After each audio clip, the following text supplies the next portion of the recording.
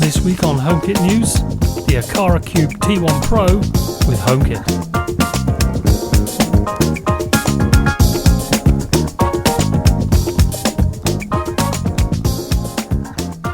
If you like Aqara, you'll probably be aware of the Aqara Cube, although you'll also know that it's not HomeKit compatible. The good news is that the Cube T1 Pro is. The packaging is all in Chinese where this is from, but I've heard an international release could be coming soon. As with the original model, this has the same feature set of different motions, although as you'll see later, the HomeKit side of things is a little bit more restricted. The box gives you a quick example of how this can be used in your smart home, which I'll also be going through later, and the other side of the box explains some of the ways it works. As you'll be able to see, there's a mode that specifically works with HomeKit. Now this is also a Zigbee 3 device, so this will work with the newer Aqara hubs. Let's not waste any more time and open the box up to see this new toy.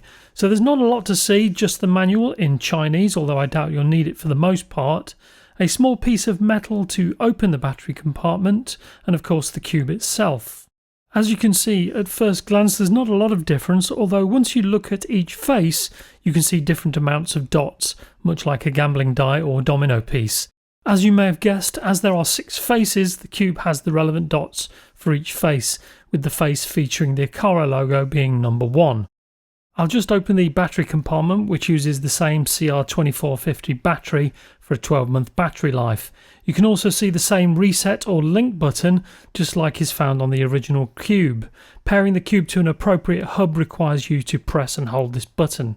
As it's really quite similar in many respects to the original, you get the same decent build quality that makes the cube feel really quite solid. Here's the original cube with the older Aqara logo for comparison, so you can see the dimensions are exactly the same.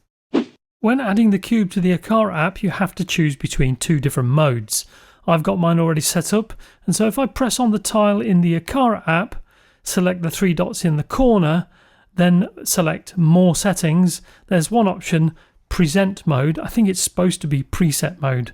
Opening this up reveals 2 modes, Action mode and Scene mode. Only Scene mode is compatible with HomeKit, so if you select Action mode, the cube will not be exposed to HomeKit.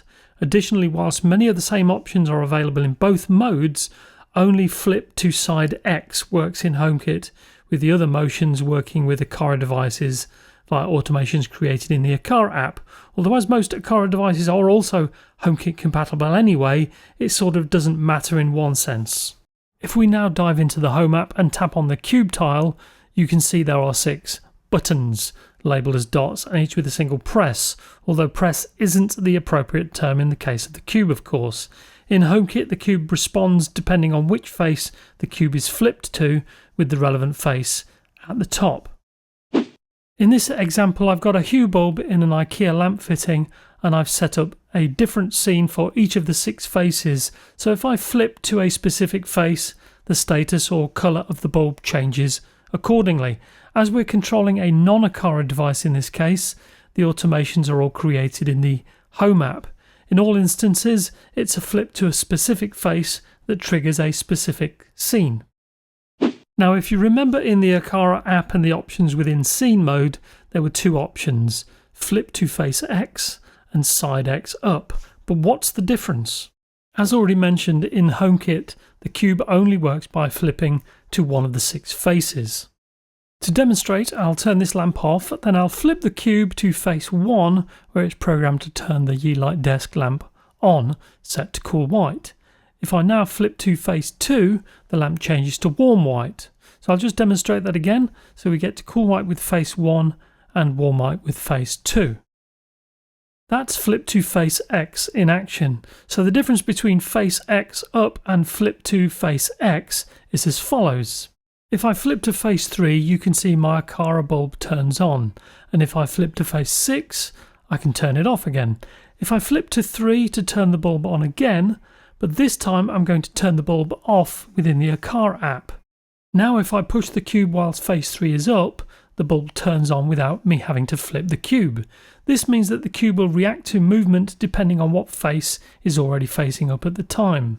To further demonstrate, I'll flip the cube to 6 for bulb off, turn the bulb on remotely via the Aqara app, then move the cube whilst face 6 is up. there's no change because I haven't programmed it with the X face up automation within the Aqara app. Here are some use cases for the cube throughout the day using all 6 faces. So flip to face 1 turns the bedroom lights on, opens the blinds, and also turns the kitchen lights on to prepare breakfast. Flip to face 2 turns on my work lights, along with setting the appropriate colour temperature on the desk lamp. Flip to face 3 and 4 to set the alarm to away mode, as well as turn off my AC when I'm preparing to go out. Flip to face 5 to set mood lighting and turn on my Apple TV for the evening's entertainment. And finally, flip to face 6 to turn all the lights out ready for bed. You can also set all faces to activate just one scene at certain hours of the night as seen here. There's a separate video and I had to do that via the link in the corner. If you have Aqara devices, you can get even more functionality in the Aqara app. So here I am able to control the direction of my roller shade driver E1 by rotating the cube. Rotating clockwise opens the blinds and anti-clockwise closes them. If I pick up and hold the cube for a second or so, I can set the Aqara Camera Hub G3 to go into sleep or privacy mode. With a recent firmware update, the camera also turns off in the Home app. And if I shake the cube, I can activate the G3's live stream on the Aqara MagicPad S1 as well as pan to a specific point. So these are just a few examples with a lot more possibilities depending on what devices you've got. Finally to the pros and cons, and it's great to finally see an upgrade for the Aqara Cube that gets HomeKit integration. The build quality is pretty decent with a simple but nice clean design, and I also like the compact nature of it with a unique tactile way of controlling your smart devices, which brings me to the point that for some, possibly children in your home, this could be a fun little device to control various objects around your home. One point that's a minor con, although not the fault of Aqara as such, is the limited control within HomeKit. This is not Aqara's fault, of course, and is simply a limitation of HomeKit itself.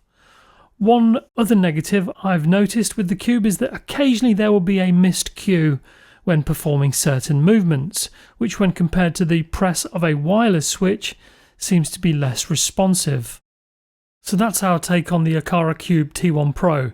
You can also read our written review via the link in the description or the link in the corner.